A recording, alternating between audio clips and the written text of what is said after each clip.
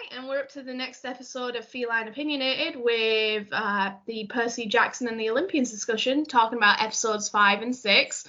And this time we actually don't have to splice the intro into the video because we remembered to do it, which makes a nice difference. So, yeah, Suze, you want to start on episode 5 or? Yeah, sure.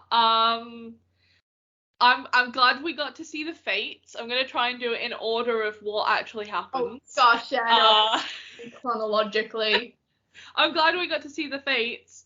I'm also really glad that it's not Percy that sees them, it's Annabeth. That's really... I liked that change. That's so funny that you said that though, Suze, because I was scrolling through TikTok last night, which is a massive waste of time. That app is so going down. But like usually when I find a new Percy Jackson episodes come out, it's like, oh, like, yeah, look at this fact, or look at this Easter egg we missed, or look at this, yeah. And then literally I seem to have scrolled into the dark side. And it's like, this episode is trash. Ugh. This episode is horrible. It should have been Percy that saw the fates. And everyone's getting really angry about it. And I was like, all right, calm down. It doesn't have to be exactly like the books. It's okay. My favorite one was, I saw this video. It was this guy, okay?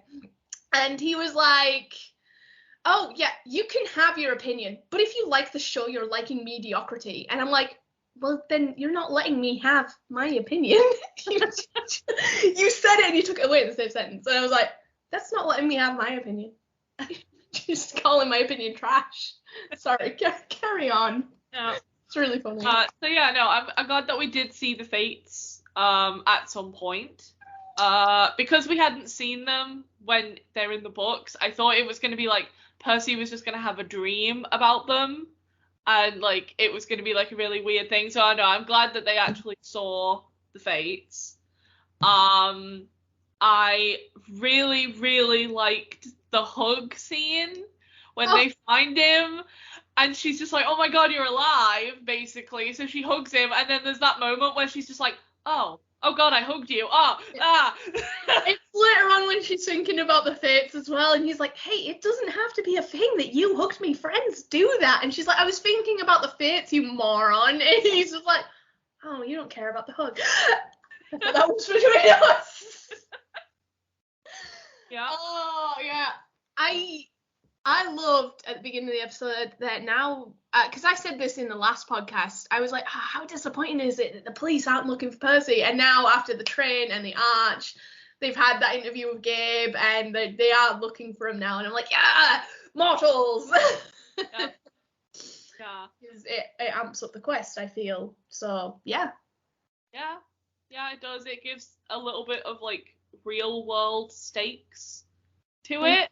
And also, like, it is, like, in the books as well. It's like, if it wasn't for the mist, Percy would be in, like, fucking juvie. Because he has done some batshit stuff. Absolutely. That the mists had to cover. So it's just like, yeah, it makes sense that, you know, he would do that. Plus, I also like the fact that that's how they've made Gabe a piece of shit.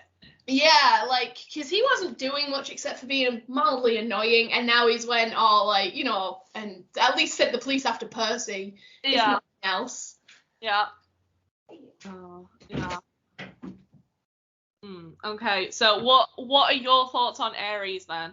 Oh, God, I'm in love with Adam Copeland. I think it's the best possible choice they could have picked. I didn't know until you told me, though, that he was a wrestler. I had no clue. I think he has such a distinguished look about him. Like, you could pick him out of a crowd. Yeah. And that look is just Ares. And it's the total disregard for everything. It's the trench coat over the bike, which is a great costume choice. Again, lifted from the books. It's the whole, like, I'm better than you, I'm bigger than you, I'm stronger than you attitude. And it's like, you know, it's the start of the Percy-Ares rivalry. Yes. Do you know, there's this bit in one of, like, the other books, which is when Percy loses his memory and goes to Camp Jupiter, all right? And Ares comes to camp, obviously as Mars, because it's his Roman incarnation. And it's like, everyone bows to him, and then Percy, who has no memories at all, except Annabeth, all right? Just, like, it's like this whole speech about how he's the only one who doesn't bow, and he just looks at him and goes, I don't like you. And everyone's like gasping because they're like, that's Mars. That's our like basically leader past Jupiter. Come on. And he's like, I remember two things, Annabeth and my hatred for this one guy. Yeah. Yeah, I when they announced that he was going to be Ares, I obviously looked before the series came out. I looked at like what he looked like, and I was like, oh yeah, he kind of does look like I pictured Ares. Okay, but let's see, if he can actually do the thing. He honestly, now I think that is the best casting choice they've made. Oh like, God, I thought it was Dionysus, and then he came along, and I was like, yeah. This is it. Yeah. I really did. I was so there for Dionysus, and then I was like, oh, Adam Copeland's like winning this. But I have a little nitpick. I have a tiny nitpick. Okay. I don't want to say I don't like anything about the show. I love most of the show. I do have a nitpick about this one though. I don't think Annabeth should be openly disrespecting him so much. I know that her mom doesn't like obviously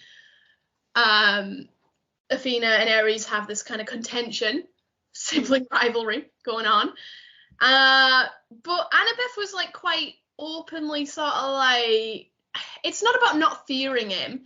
It's the fact that she wasn't talking to him as respectfully as she's referred to the other gods. I'm not saying she has to be like praising him and everything. That's not it. That's not Annabeth. I'm saying like the contention is there for Percy. At this stage, Annabeth's still questioning where she fits all the gods because Percy's made her question this. Yeah. But I was sort of like, I don't know. And I also feel like Grover should have just, as a character habit, should have been like nervous eating those like chips and everything that was put in front of him. Even if he's still doing stuff he's doing, I just think that would have been like a nice little callback to the books. But that's the tiniest of nitpicks. I still think it was like a fantastic scene. Yeah. I can see where you're coming from with Annabeth, but I also see it as the whole point of Ares, like Ares' power, like all the gods have a power just being in their presence, like that's the point, they're gods. Yeah. Oh, and he has an anger stirring aura, doesn't he? That's his exactly power. So I think because like Percy is just very argumentative anyway, and being in Ares' presence makes him even more argumentative, and he's just like, nah, fuck you, dude. But I think because of the changes that Annabeth is experiencing because of Percy, it makes her more argumentative being in his presence. It's quite so possible. I kind of liked that she was a bit like, not sure about you, buddy. Do you know what though? Speaking of Ares, I know I'm going out of chronological order because they went to the theme park next, but I just want to stay on Ares for a bit while we've got him here. I love just Grover, like, because in the book he goes to the theme park with them, but then they basically go, we'll split up, blah, blah. Yeah. Instead, I love that first off, Ares was like, no, I'm going to keep him as collateral. Because why wouldn't I? But Grover's just like, I'm such a big fan of you. I know all your best was. Which, first off, Grover knows his stuff. He's done his research. He knows history very well. Like, he knew all those was, because, like, obviously he doesn't really admire them when he was just spouting off crap, but he knew what to talk about to push Ares' buttons. Yeah, and I think that's another thing of Ares' presence. Like, for Annabeth and Percy, it makes them kind of defensive in a way and manipulative because they have bigger personalities than Grover does on an everyday. Yeah. Whereas with Grover, the anger thing, I don't think it manifests as anger when he's in Ares' presence. I think it becomes a bit of a manipulation tactic. Quite possibly. I think that's at least that's how I interpreted it. That he's just like, no, I can get information out of this guy. But the fact is that it did work. Like, Ares is not the smartest of the gods. No. And he can be manipulated, and, like, it was just so cool. He was just, I love the bit where he's like, see your sister, and he's like, that fucking owl! Just, like, slamming the table, like, oh, she's the smart one. You don't see me talking to a stupid fucking owl every day, do you? And he's just like, oh god, I pushed this buttons and it worked. It is getting me to reveal that this guy helped someone steal the bolt, basically. Although he didn't admit that he's like helped. He just knows who. Yeah. And he's like, but I really didn't think he'd be this reactive about it. Yeah, and I know a lot of people, I've seen like, you know, a couple of TikTok people say that they didn't like the fact that Grover was so like manipulative to Ares, whereas I really liked it.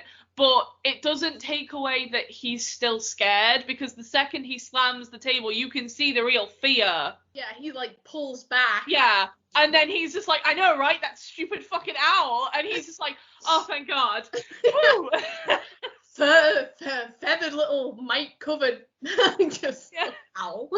I love Ares so much. He's so funny to watch, but he's also really tough, and you know that, yeah, he is entertaining to watch, but you know he could flip at any given second. Do you know what was really sad though?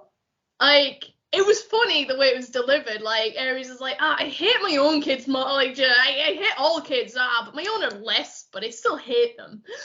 But that's actually really sad, because Clarice back at camp, she thinks very much like Annabeth at the start of this. Like, if you want to earn the gods' love, you've got to earn their respect. So she's doing everything a child of Ares should do. And this entire time she's thinking, this will make him love me. This will make him respect me. This will make him notice me. And he hates kids more than possibly any other of the gods. Yeah. And I'm like, that is obviously such a god thing to do, but she's just there trying to earn any scrap of attention that she can. Yeah. I was just thinking about Clarice like the entire time he said that. Yeah. Oh god, he was great though. What did you think of the theme park? I loved it. Yeah. I loved it. I like that they've taken, obviously Rick has rewrote that scene. Mm-hmm. He's rewritten a lot of it to fit like a TV thing. But I think the way he changed it, I was really, really into it. It's not just an obstacle they have to overcome. You actually learn quite a bit about both of their characters, like Percy and Annabeth. You also learn quite a bit about Hephaestus with like his story, and you know, when he comes and talks to Annabeth. I think they instead of it just being like a trap for Ares and Aphrodite like it is in the book. Yeah. It's a challenge. It's a test. It's a test of integrity, basically. And I really like that. It also like gives away Percy's fatal flaw. Loyalty. Which is just like, no, he will quite easily sacrifice himself at the top of a hat constantly. Yep. That is like his entire personality. You can see his fatal flaws loyalty as well, because like he knows someone's going to betray him. He's pretty sure it's Annabeth or Grover, and he would still die for them. Yeah.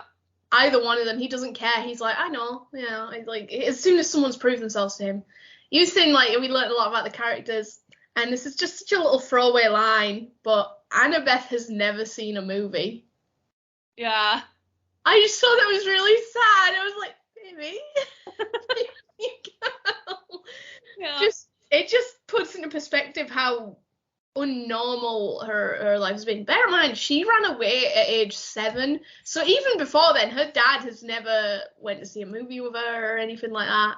Yeah. I mean, he's like, again, he's very much into his he's like World War II memorabilia expert. Yeah. And I'm guessing that, like, but even then I would have thought maybe an educational movie or something, but no, dude just doesn't do movies. And I'm like, oh, okay. Yeah. But I'm just like, that's such a little, it's not even an important thing, but it mattered to me. Yeah. Well, it just proves how, like, what's the word I'm looking for? How integrated into the, you know, the Greek world she actually is, because she was so young. Like, this is, you know. Even, yeah, I know, like, she spent 7 years, you know, with, like, her dad and her stepmom and her 2 brothers, but, like, she probably doesn't remember a lot of that, especially because it was such an emotional time. She's probably repressed a lot of it. Yeah, I don't think that she spent 7 years with her stepmom and stepbrothers. I think they only came in within the last couple of years. Oh, yeah, no, I know, but, like, I was talking, like, in general, like, yeah. But yeah, I think I actually really like the little comments that they do every so often. It's like there's been others as well as like her not watching movies. There's been like others in each episode. Yeah. But yeah, it just shows how much of a internal struggle that she's going through, realizing that, oh, the gods aren't all powerful. Like, just because they're all powerful just because they have all this power and they demand respect doesn't mean they actually deserve it. Yeah, it doesn't mean they're not petty little people who will hurt each other and scramble for like just any mad grab of power or attention from mortals as well. And how much they need the mortal world but don't respect it. Like, they need demigods to do their bidding, and yet they don't respect it in like just at all. Yeah. And yet they expect these demigods to worship the literal, just everything about them, with no question. And you're like, there's no balance there. There's no, like, checking receipts. Yeah. Oh, God. You know what, though? They did the Tunnel of Love, and I was just like, oh, yeah, look, the Tunnel of Love. It's kind of creepy. It's kind of quiet. And it was like, Hadaway's What Is Love came on. I lost my mind. I was like, they could have picked any song. I know, right? Then the fucking, like, shadow puppet show comes on. It's like a little baby, like, bopping his head. And I was like, this is the best depiction of Hephaestus' story I could imagine. I know. Just before we started recording, I watched it, obviously, with our friend Grace. And she hadn't seen the last 2 episodes, and I wanted to like refresh on what I was going to talk about on the podcast, and she just she lost it at that bit. I can imagine exactly how she looked. She thought that was hysterical. Oh god, I was not prepared for it. I was ready for it to be this creepy little trap, and then fucking Hadaway comes on, and I was like, But it's like not even that. It's like the cage that is Hera, like as she's birthing, like, and she's like bopping her head as she throws him off the cliff. I'm like, can we stop? I'm gonna die. So in the books, this is where they had the spider trap, which we've already kind of discussed how they've changed it. One thing I'm gonna miss, because it didn't do the spider trap though, is that is the very first instance in the books where Annabeth is not prepared. She's a child of Athena. That means she's hunted by Arachne constantly. She's terrified of spiders, and even though these are mechanical spiders, this is the first time where it's entirely up to Percy to rescue her instead of having him fight by her side equally. And she's rescued him plenty.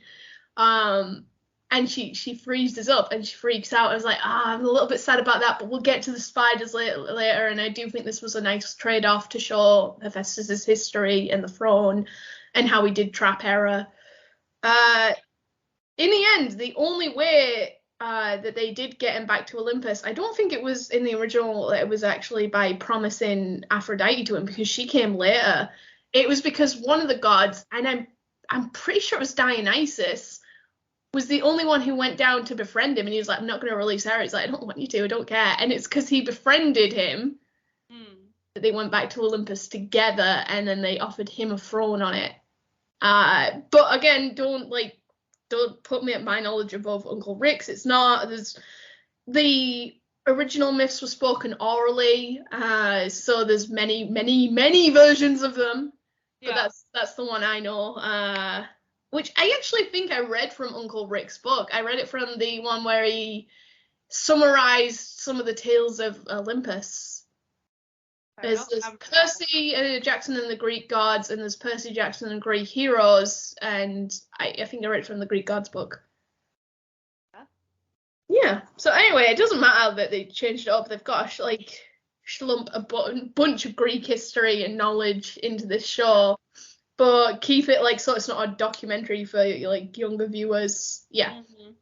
I know. I also really like kind of the another, it's not necessarily a throwaway line, but I really like the bit where they're in the boat and they're watching Hephaestus' story, and he's just like, God, you're right, Annabeth, like my mum just didn't prepare me for any of this, like, and she's like, no, she did prepare you, you just think differently, and maybe that's what we need. Yeah.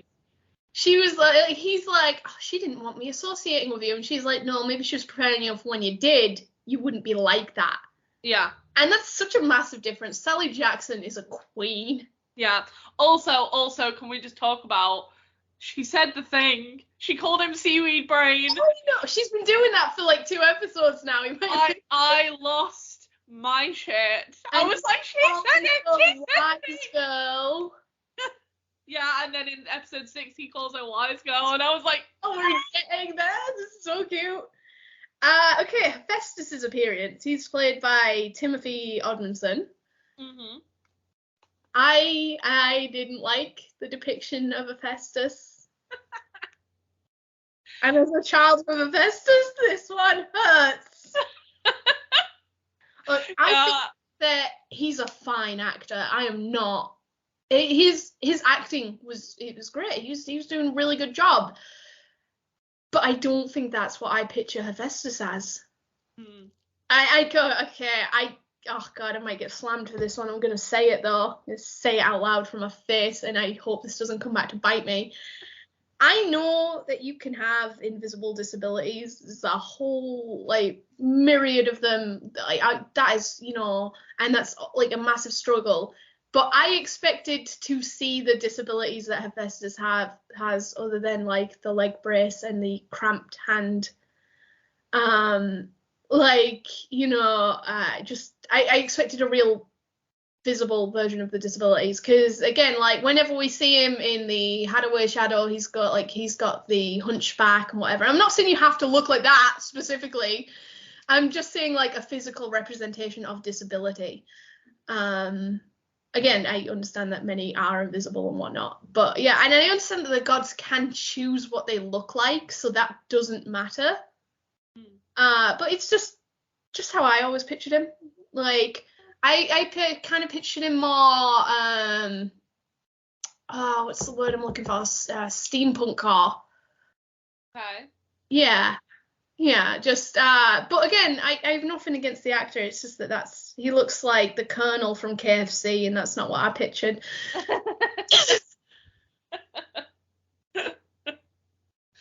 I as soon as he came on screen, I was like, oh, Sophie's not gonna be a happy bunny. But no, like you said, it's not his fault, and I think there is a bit of, I mean, I don't know, I'm just completely speculating here, but I think there is a bit of, okay, well, if we do give him a physical disability, it could offend people who are watching it, and because like the whole reason why Hera discards him is because he's ugly. Like that's basically the whole reason why she does it. And you're just like, okay, well, if we do give him like a hunchback or like like a physical appearance, we're just calling those people really ugly. I understand, but it's like I watched The Last Leg, the satire show. Right, Host the News, and that talks about disability all the time, because the host Adam Hills, he has a prosthetic leg, and they talk about sort of what is and isn't okay in media. But I keep thinking of Alex Brooker, and he's got like deformed hands, and he makes jokes about it all the time, and that's okay for him to do because he's got the disability. But he sort of says where the line is to draw, and I'm like, if you hired someone like that, someone who is genuinely disabled, then you would get to sort of see that representation. But you're right, then you're like going, well, Hera called him ugly. Yeah, but the gods are so unbelievably beautiful that any even slight imperfection, even a botched nose, is going to be ugly to them. Yeah, so, I mean, yeah. It would have been nice. I do get it. But also, it could be a thing of, because the gods can change their appearance, maybe they're gonna have him look different to his own children. Yeah, maybe. Yeah, I think it would be more of a, like, he wouldn't want other kids to see. Yeah. I think it's more of a, like, I think he's kind of sensitive about how he looks in a way, as much as a god can be. Yeah. And so he doesn't want to appear, you know, deformed, if you will, in quotation marks, in front of children that aren't his. Yeah, exactly. You know what, speaking of different appearances for the gods, I've been thinking about Aphrodite. We haven't seen her yet. But I would think it would be really cool if you saw it from, like, Percy's point of view, because he's the main character, and she looked like one woman, and then Annabeth, and she looked like a completely different person. Yeah. I think that would be really cool if she wasn't played by one actress, but multiple. Yeah. I don't think they'll do that, because it would be very confusing for younger viewers, but I just think that would be intriguing as a prospect. Or even have the same actress, but, like, have her hair done in different ways, or her eyes, like, with contacts, or you know, just different makeup forms. I think that would be really intriguing. That would be, yeah. If they did that, because we haven't seen her yet. Yeah, okay. Despite my reservations about Hephaestus, I did like what they said about his character. That, like, Annabeth's there, and she's like, we shouldn't be like this. And he's like, yeah, not all of us want to be like this. Yeah. I think that was really cool. Mhm. Yeah. What else? I don't have anything else for the... No, I've got episode 5 done. That concludes. Yeah, that's done. Okay, episode 6. Okay. The episode is literally called We Take a Zebra to Vegas. All right. And it's where Percy in the book finds about is talking to horse's power through the zebra that's trapped in the van. Mm-hmm. There wasn't a zebra in the van yet. They kept the episode name the same, Suze. Where's the zebra? I know, right? On the one bit of bad, like, I have a good and a bad list, it just literally says no zebra. You just got a list there. No zebra. Yeah. 0 out of 10 stars over this promised zebra. Yeah.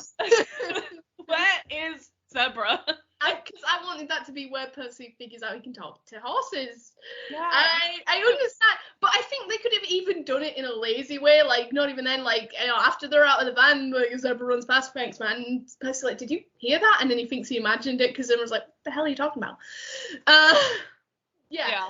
And then, like, then it could have linked in later, but they didn't even have a zebra in the van. They had a camel. I know, right? It's like a hump toss, in a sense, I know. It's just really mad about that, like, low key. I was like, why am I so angry about this? Yeah, I know. I thought, because obviously all the cages are, like, covered when they're, like, in the lorry. And I was just like, oh, okay, maybe they just didn't have, like, maybe they chose to use the CGI budget for, like, different shit later on.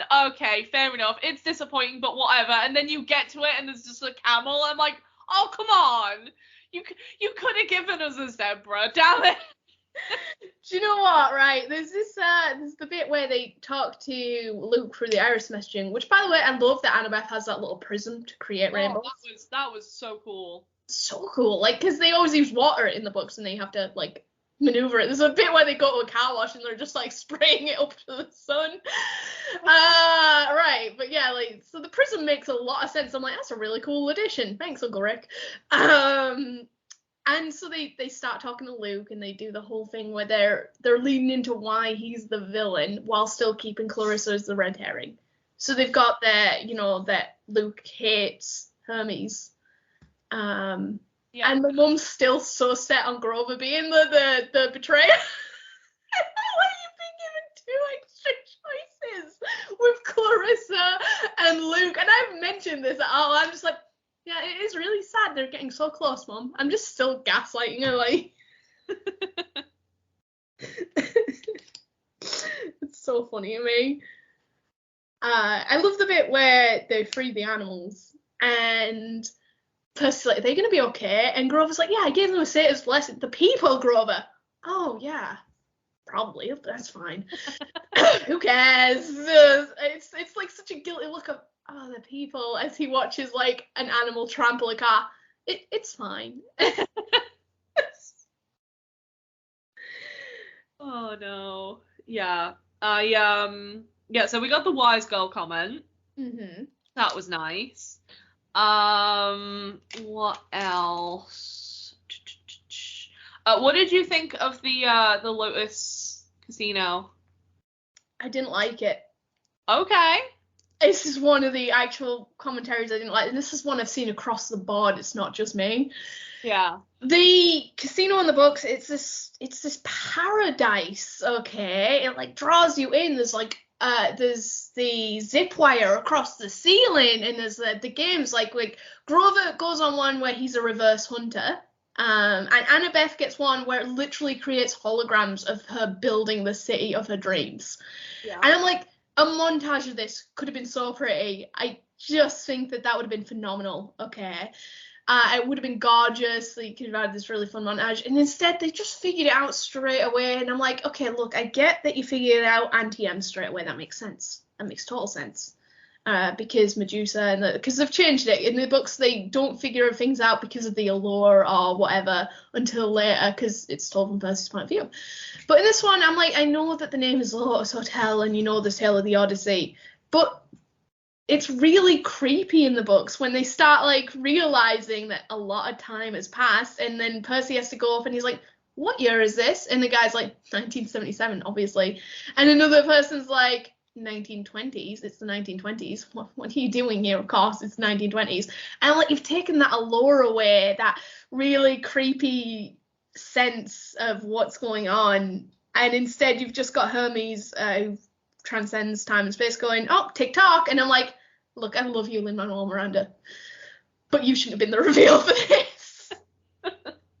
Yeah, it's not my favorite. I don't not like it. I kind of understand why they did it, because it did feel rushed. I feel like if they had hour-long episodes, or maybe did that bit as maybe like a two-parter, with them getting to the beach at the end, that would have been better.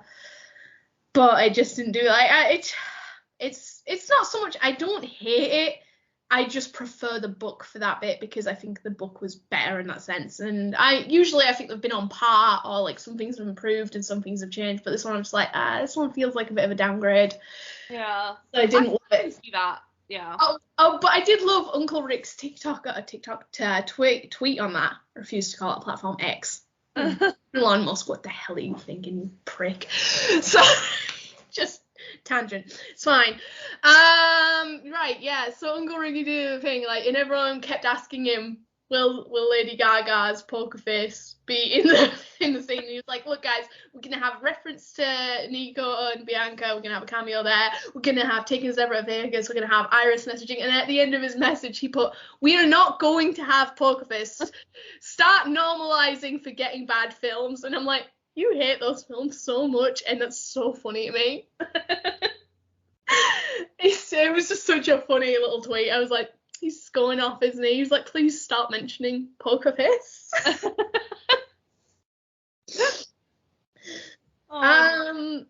you know what I really loved in this episode? They really started to drive home the search of Han and how important it is. I said they'd mentioned it in other episodes, but they really drove home just how important it is to Grover, especially when he said, I don't think my friends get how much this means, but we have to find Pan, like to the other satyr that was there. That was really sweet. Yeah.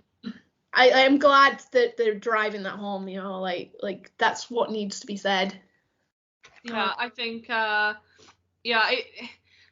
didn't like the 6th episode when I first watched it, but having rewatched it, it has kind of grown on me that, you know, obviously, it, like you just said, it drives home the Pan search, and, you know, Grover's kind of, because the quest has, you know, almost come to an end, it's like his next, you know, like what he's doing next. Which the next book with Grover literally starts with him disguised as a Cyclops getting married.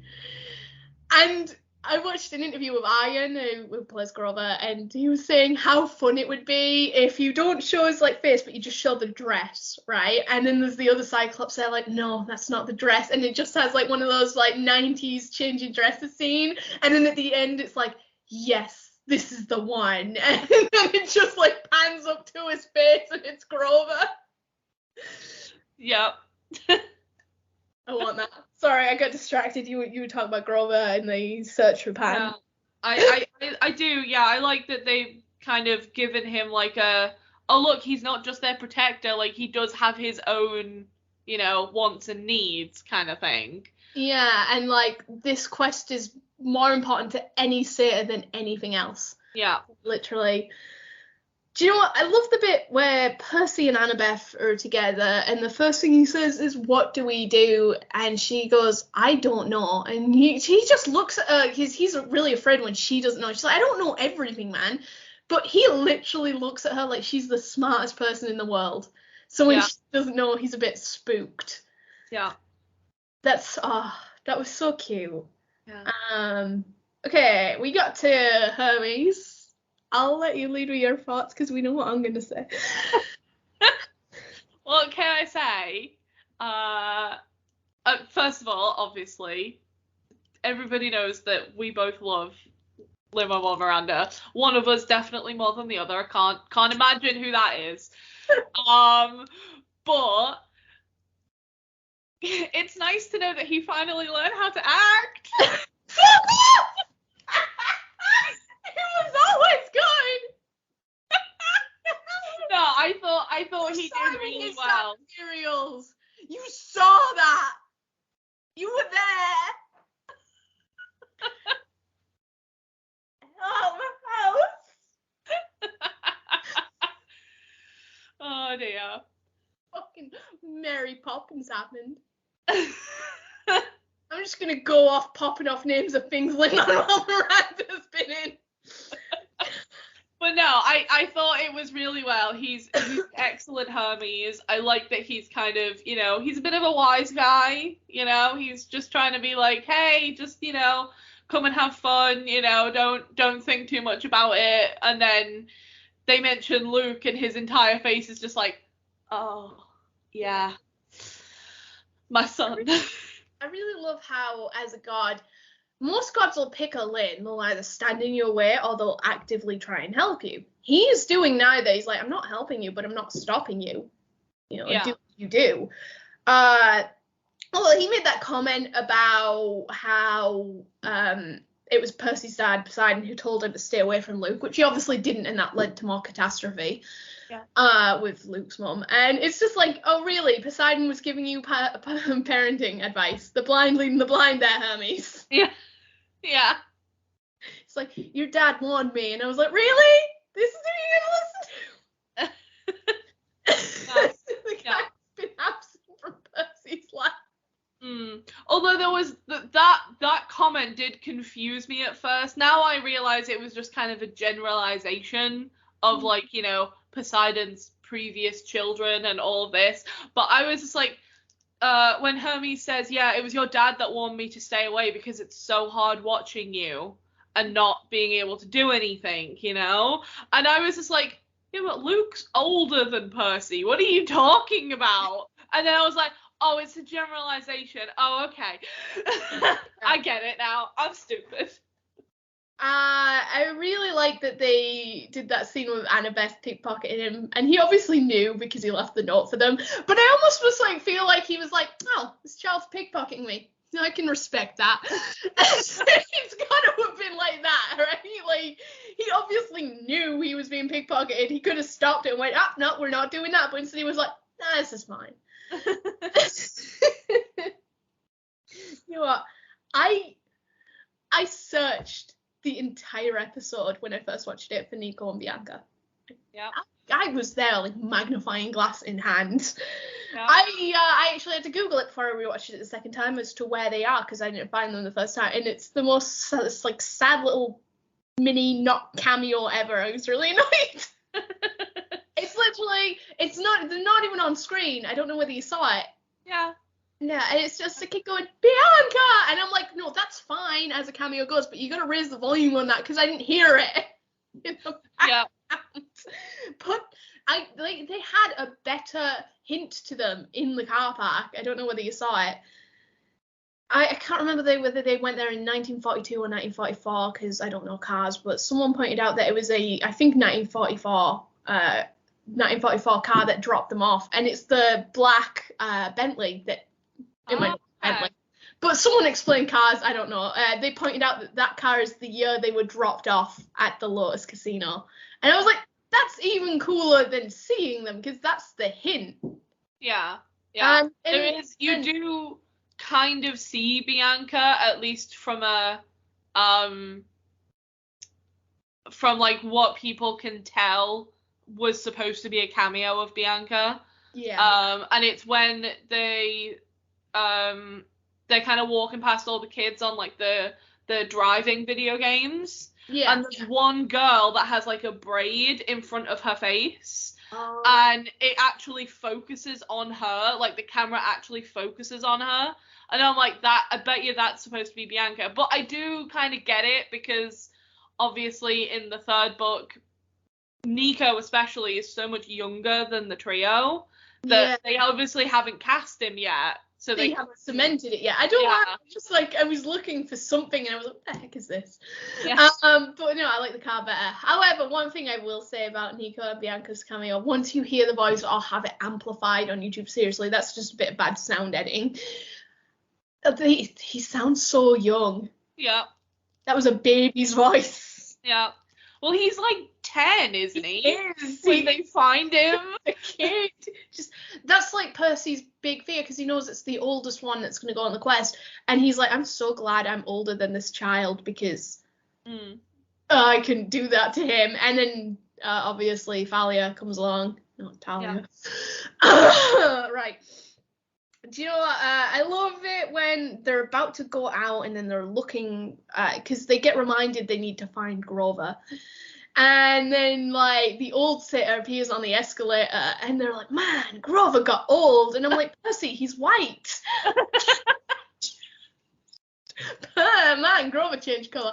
That was so funny to me. I was like, of course the Lotus thing. I love that the Lotus thing isn't about eating it, it's about being pumped into the air. That was really cool.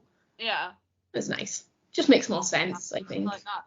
Can we talk about the car scene? Yes! Because that was the funniest thing to me. So, I loved it. It was so funny. Do you know what it reminded me of straight up? It was Galaxy like that scene. Go on. Galaxy Quest? Galaxy Quest! Yes! It was the exact scene where he like scrapes it coming out of the space station. But the fact that when he's doing it, you can see Percy look at Annabeth with this like big smile, and she's just cringing back at him like, "What are you doing?" Oh, I loved that scene. It was just like, there's like the dramatic music, like they're, like fighting, some kind of beast, and it's literally just they have to go around the little corner thing to the car park. I like how Percy's the one dangerous driving. He gets cut off by another driver, and his true New Yorker instinct is to blame that guy. Yeah. Oh God. Going slightly back a bit, because I forgot to mention, I am glad that we got a bit of Luke backstory, because I love Luke's backstory. It's absolutely devastating, but I love it. Yeah. But I hope that later on, I think it's the 4th book where they meet his mom, I think. I think it is the 4th. Yeah, it's the 4th book, yeah. But I do hope we get more of that. And I'm sure we will from Luke's perspective, but... She'll absolutely delve into it, yeah. Yeah, I really, really liked that they named it. And I also really liked that they kept the thing of, like, Annabeth seeing a lot of it. Yeah, that's like so tragic in its own right. Yeah. Like, she still thinks there's so much hope for him because she doesn't know how messed up he is. She just thinks he's mildly mad at Dad. And instead, it's like so much, it's against all the Olympian gods. And the fact is that Luke isn't wrong. Oh, absolutely. He just goes about it the wrong way. And I was like, oh, baby, you're correct. You are right, everything you're saying. It's just so sad. Yeah. I think he is one of the most tragic characters of the original series. Definitely. Yeah. Yeah. I didn't like it when they got to the beach and they'd missed the summer solstice. Because that takes away the drive. I didn't like that. What do you mean, sorry? Like, you know, like there's the sense of urgency, like, oh, we've lost like 8 days to the casino. We've only got this long to get into the Hades realm and get out. And instead it's like, oh, you've already missed the summer solstice. Yeah. I didn't like that because surely then Zeus would already started his earthquakes and battles and everything. It's like, oh, they're shoring up the forces. And I'm like, well, that takes away from the threat a bit, doesn't it? Like, oh, I'll give you this long before I start attacking the world. Oh, you've missed the deadline? Well, hang on, I've got to marshal some forces. I actually thought you were going to make it, Poseidon. Yeah. I know I do like it because okay, fair enough, it does take away some of the urgency of like the actual impending war, but it also gives Percy more urgency in a way of like, yeah, but this wasn't about, I mean, yes, it was about stopping a war, but I'm still gonna stop it, and you know, like, Mm-hmm. I like that he's just like, no, I don't care that my deadline's over, I'm gonna see this through. Yeah. Then they got 4 pearls instead of 3. Yeah, I'm not quite sure. Okay. I think that actually makes sense because like Poseidon knows that Sally's trapped down there. He's not just going to give him 3 pearls and then be like, one of you has to die. So that makes more sense. But I do think what this is setting up is like they're going to fall into Hades and maybe they're going to drop a pearl and it's going to go into Tartarus and then they're going to be like, oh gosh. And then that might become a later plot, like maybe how Tantalus gets up to Camp Half-Blood or something like that. Which we know he was brought back by other forces, but I mean, you know, I think that that's what it's setting up, that they're going to lose a pearl and still come to the same scenario. Yeah. Yeah. But yeah, no, overall, I absolutely adored season 5, episode 5. Mm-hmm. Season 6, I did like, but I think it's probably along par with episode 2 in that it's definitely one of the weaker episodes. And a bit rushed. I would say the same, but for episode 1, because I liked episode 2 more than you did. Yeah. You know, we just got different opinions. Do you know what? One more thing I'm going to bring up. There's only one more thing. I just think the Naiad was really pretty. Yeah, I like that. I like that in episode 4. It's kind of almost like a jellyfish. Like, yeah. They like looks like a jellyfish, and I was like, oh, is that how they're gonna do the Naiads? Okay, that's interesting choice. And then obviously in this, like in episode 6, he actually sees, you know, a Naiad up close, and I was like, oh, yeah, it's pretty. Yeah, I just thought that was really nice to look at. I was like, oh, she's really pretty with the seaweed hair and everything. It just makes a lot of sense. I was like, I like this look. But yeah, no, I liked these 2 episodes. I liked 5 a lot more than 6, but 6 I liked better upon rewatching it and going, oh, I know what to expect now. Yeah. Yeah. So yeah, I did like it. I suppose that concludes this episode, unless you got anything else to say, Suze. No. I think, you know, we're still on. It's just, yeah, it's already better than the films anyway, because yeah. Yes. I just hope that some people come around from wanting the exact adaptation to sort of going, no, this is great. Like at the start, I think the fans were really excited, and so they were just glad to get anything. And now people are being a bit more discerning, and I'm like, that's okay. You know, you don't have to like it, but just don't trash it because it's a bit different from the books. Yeah. I think as well. I think Rick is trying to rewrite some stuff. Mostly, I think so that it fits better in a, you know, a television setting rather than like a book setting. Mm-hmm. Also, he's got to rewrite some of it because the show isn't in Percy's point of view. Like, that's a lot of it that I think people are kind of forgetting. Like, oh, well, it's not exactly like the book. And I'm like, yeah, because you're not in Percy's head. Yeah, like the point. They're like, oh, they're explaining a lot of exposition. I'm like, yes, because you're not reading his plots. Yeah. So yeah, but I also think he is trying to make it a bit different so that people who have read the books don't quite know. Yeah, don't quite know where he's going for some things. And I kind of like that. I'm into it. Yeah, exactly. Okay, so we'll end that episode here, and yep, that's it for episodes 5 and 6.